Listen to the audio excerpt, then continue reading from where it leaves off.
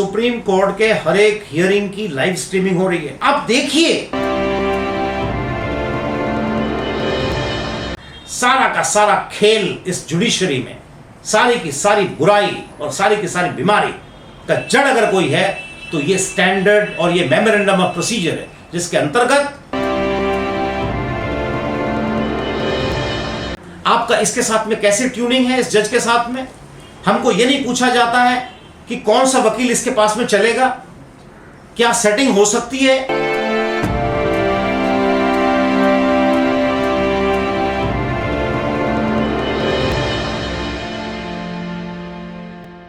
क्योंकि जजेस को वोट लेने के लिए जनता के पास में नहीं जाना है, जनता के पास में आपको जाना है।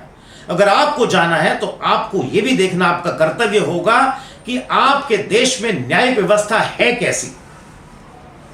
उस न्यायिक व्यवस्था को सुदृढ़ करना, उसको मजबूत करना और ऐसी व्यवस्था देना ताकि लोगों को न्याय मिल सके। यह काम आपका है, सरकार का काम है, यह न्यायालयों का काम नहीं है। और अब आप देखिए ये कैसे कर सकते हैं। आप एक कमेटी बनाइए सुप्रीम कोर्ट के, एक कमेटी बनाइए मेंबर ऑफ पार्लियामेंट्स के। अब राज्यसभा के मेंबर हो, लोकसभा के मेंबर हो, और हो सकता है कि काउंसिल ऑफ मिनिस्टर्स जो सेंट्रल गवर्नमेंट के हो, वहां से ड्रॉ करिए कुछ लोगों की, एक कमेटी बनाइए, ऑपोजिशन से लोगों को लीजिए और एक ऐसी कमेटी बना करके आप उनकी समीक्षा करिए। आज लाइव स्ट्रीमिंग हो रही है, सुप्रीम कोर्ट के हर एक हियरिंग की लाइव स्ट्रीमिंग हो रही है। आप देखिए प्रत्येक कोर्ट में जाकर के रैंडम चेक करिए आप कि क्या इसी प्रकार से हमारा सुप्रीम कोर्ट काम करेगा। क्या इस देश की तत्कालीन सरकार को सुप्रीम कोर्ट को इसी तरह से कार्यरत होने दिया जाना चाहिए। क्या इसमें हस्तक्षेप करने की आवश्यकता नहीं है। यह सरकारों को सोचना होगा, क्योंकि वोट लेने के लिए जनता के पास में उनको जाना है और जनता उनसे प्रश्न पूछेगी, यह न्यायाधीश से नहीं पूछेगी। इसलिए डर लगता है जब आप सड़ी गली व्यवस्था के अंतर्गत आप एक मेमोरेंडम ऑफ प्रोसीजर बनाते हैं, 4 जज मिल करके मेमोरेंडम ऑफ प्रोसीजर बनाते हैं और उसके अंतर्गत न्यायालयों में, उच्च न्यायालयों में जो न्यायाधीश होते हैं उनका चयन उस प्रक्रिया के अंतर्गत होता है।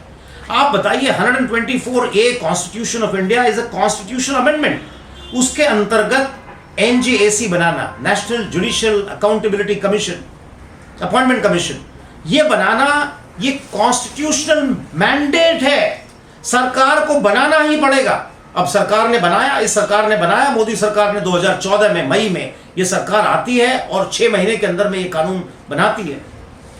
और आपको हैरानी होगी इस बात को जानते हुए कि इसी सुप्रीम कोर्ट ने 6 महीने के अंदर NJAC को डिक्लेयर कर दिया कि ये अनकॉन्स्टिट्यूशनल है और वो सुप्रीम कोर्ट की कॉन्स्टिट्यूशन बेंच डिसाइड करती है। अब सुप्रीम कोर्ट में कोई भी मामला जब जाता है तो वो 2 जजेस के या 3 जजेस के खंडपीठ में जाता है। इसका मतलब है कि वो 2 या 3 जजेस के बेंच के पास में गया होगा और उसके बाद में कॉन्स्टिट्यूशन बेंच में गया होगा। तो आप बताइए कि ये यात्रा आपने 6 महीने के अंदर में जो आपकी जो स्पीड है काम करने की, वो स्पीड से डर लगता है।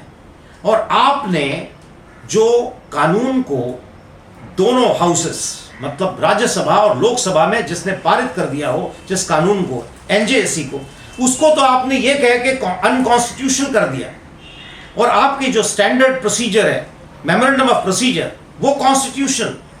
इससे डर लगता है माय लॉर्ड। ये कैसे हो संभव है कि जो कानून बनाने का काम आपका नहीं है, कानून बनाने का काम पार्लियामेंट का है।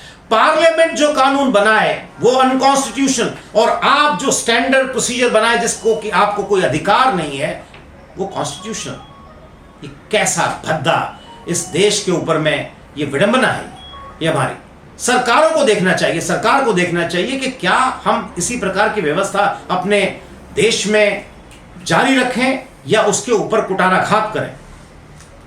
इसलिए डर लगता है माय लॉर्ड कि आप NJAC को 5 जजेस की खंडपीठ 6 महीने के भीतर और 3 महीने के बाद में उसमें जो रिव्यू पिटिशन फाइल होता है वो भी डिसमिस हो जाता है। तो रिव्यू और जो मेन पिटिशन है, इस 9 महीने के अंदर में ये दोनों पिटिशन डिसमिस हो जाते हैं। ये जो आपकी स्पीड है कि कानून के द्वारा, पार्लियामेंट के द्वारा, राज्यसभा के द्वारा जो पारित किया हुआ कानून वो अनकॉन्स्टिट्यूशनल, और आपका बनाया हुआ स्टैंडर्ड मेमोरेंडम ऑफ प्रोसीजर जिसकी की जानकारी किसी को भी नहीं है, वो कॉन्स्टिट्यूशनल। इससे डर लगता है, इससे डर लगता है कि आप आज जो व्यवस्था है हमारे देश के अंदर में, 60% जो जजेस अपॉइंट होते हैं वो इसी मेमोरेंडम ऑफ स्टैंडर्ड प्रोसीजर के आधार पे होता है। मेमोरेंडम ऑफ प्रोसीजर ये आपने बनाया हुआ है, पार्लियामेंट ने नहीं बनाया है। हमारा भारत देश एक इकलौता देश है पूरी दुनिया के अंदर में जहां पे कि जजेस अपने आप को अपॉइंट करते हैं। ये कैसी व्यवस्था आपने बना के रखी है? कानून बनाना आपका काम नहीं है, कानून बनाना पार्लियामेंट का काम है। उनको अपना काम करने दीजिए, आप अपना काम करिए। आपका जो काम है वो आप काम करिए, कानून की विवेचना करना आपका काम है। आप अपने काम को उतने तक ही सीमित रखिए। आप वो न सीमित रखते हुए कानून जब बनाने लगते हैं उससे डर लगता है। सरकार को चाहिए कि ये जो स्टैंडर्ड आपने मेमोरेंडम ऑफ प्रोसीजर बनाया है इसको स्क्रैप करें, और इसके अंतर्गत जो 60% का जो अपॉइंटमेंट होता है वो सीधे बार से जो होता है, सारा का सारा खेल इस जुडिशरी में, सारी की सारी बुराई और सारी की सारी बीमारी का जड़ अगर कोई है तो ये स्टैंडर्ड और ये मेमोरेंडम ऑफ प्रोसीजर है, जिसके अंतर्गत जजेस के बच्चे, जजेस अपने बच्चों को, अपने रिलेटिव्स को, अपने रिश्तेदारों को या अपने जूनियर्स को या अपने चहेतों को जज बनाते हैं हाई कोर्ट का। उसको जज बनाते हैं जिसके पास में कि जुडिशियल एक्सपीरियंस कुछ भी नहीं होता है। रातों रात जो वकील जिसके पास में कोई काम नहीं है, जो कभी बहुत ज्यादा अपीयर नहीं होता है, जो कोई बहुत धुआंधार वकील भी नहीं है, ऐसे वकील रातों रात हमको पता चलता है कि नेक्स्ट डे, अगले दिन से हमको उनको माय लॉर्ड कहना पड़ेगा और वो माय लॉर्ड की कुर्सी पे बैठते हैं। और ये मत भूलिए कि ऐसे ही लोग सुप्रीम कोर्ट में जाते हैं। कहां ट्रांसपेरेंसी? आप ट्रांसपेरेंसी की बात करते हैं, आप उपदेश देते हैं सरकारों को कि सरकार को ऐसा करना चाहिए, सरकार को वैसा करना चाहिए। आपको क्या करना चाहिए? ये कभी आपने अपने आप से पूछा? आपने नहीं पूछा, आपने इसके ऊपर कोई काम नहीं किया, इसलिए डर लगता है और इसलिए डरना भी चाहिए। ये बड़ी भयावह स्थिति है कि 60% जो अपॉइंटमेंट होगा ये कहां से आप लाते हैं? आप कानून बनाना आपका काम है, आप मेमोरेंडम प्रोसीजर बनाते हैं और उसके आधार पर कह देते हैं कि भाई 60% का जो अपॉइंटमेंट होगा वो डायरेक्ट बार से होगा और ओनली 40% जजेस जो हैं वो नीचे के जुडिशरी से आएंगे। आपने कभी सोचा है हमारे देश की व्यवस्था के ऊपर जो लोग जुडिशरी में 20-20 साल, 25-25 साल, 30-30 साल जो जुडिशरी में देते हैं वो कभी हाई कोर्ट पहुंच ही नहीं पाएंगे। सुप्रीम कोर्ट पहुंचना तो बहुत दूर की बात है। मात्र 2 जजेस 1950 में सुप्रीम कोर्ट बना और 1950 से आज 2024 तक, हम अप्रैल महीने में मात्र 2 जजेस हुए जो कि नीचे मैजिस्ट्रेट कोर्ट से लेकर ऊपर तक पहुंचे।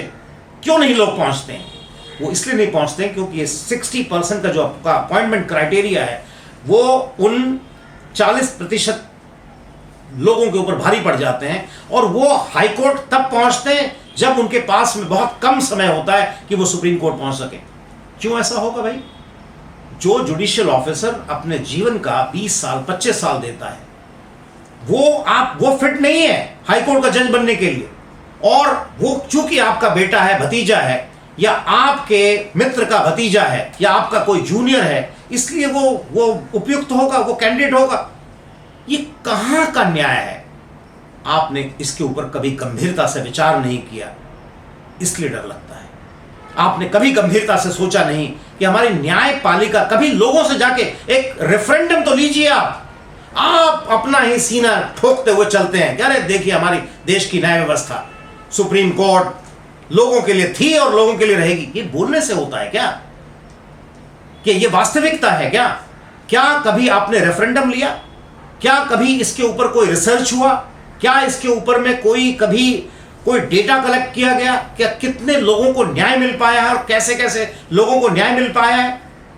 क्या हमारे जैसा वकील इतने वर्षों के बाद में इसकी विवेचना नहीं कर सकता है कि किस प्रकार से आप इस हमारे देश के न्यायालयों में न्याय करीब करीब दिखता है? क्या यह सच नहीं है? कैसे मैटर। और आज तो परिस्थिति ऐसी ऐसी विकट हो गई है कि अब तो लगता है कि मेरे एक मित्र ने कहा, जो कि चार्टर्ड अकाउंटेंट है, उन्होंने कहा, आज सुबह ही मेरी चर्चा हो रही थी, उन्होंने कहा कि भाई ऐसा करें कि इनको कहे कि भाई टेंडर निकाला जाए या बोली लगाया जाए, ऑक्शन, ओपन ऑक्शन, कि भाई आप कितना पैसा देंगे और आप कितना पैसा देंगे, उसके आधार पर निर्णय हो। क्या हम यहां पर पहुंच गए? क्या ये वास्तविकता नहीं है? क्या हर गली में, हर कूचे में, हर शहर में, हर गांव में, गली के नुक्कड़ पर क्या इसकी चर्चा नहीं होती है कि न्यायपालिका के लोग या न्यायपालिका से जुड़े हुए लोग कितने भ्रष्ट हैं? क्या यह बात वास्तविकता नहीं है कि हमारे पास में, मेरे पास में, मैं हर ब्रांच ऑफ लॉ का काम करता हूं, क्या कोई भी क्लाइंट आने के बाद में यह नहीं पूछता है कि आपका या इस जज के पास में हमारा मैटर है? यह सुप्रीम कोर्ट तक होता है कि इस जज के पास में मैटर है, तो ये कौन चलेगा वहां पे, कौन चलता है? क्या आपको इसके बारे में जानकारी नहीं है? हमको यह आके नहीं पूछा जाता है कि माय लॉर्ड, ये नहीं पूछा जाता है कि आपका इसके साथ में कैसे ट्यूनिंग है, इस जज के साथ में? हमको ये नहीं पूछा जाता है कि कौन सा वकील इसके पास में चलेगा, क्या सेटिंग हो सकती है?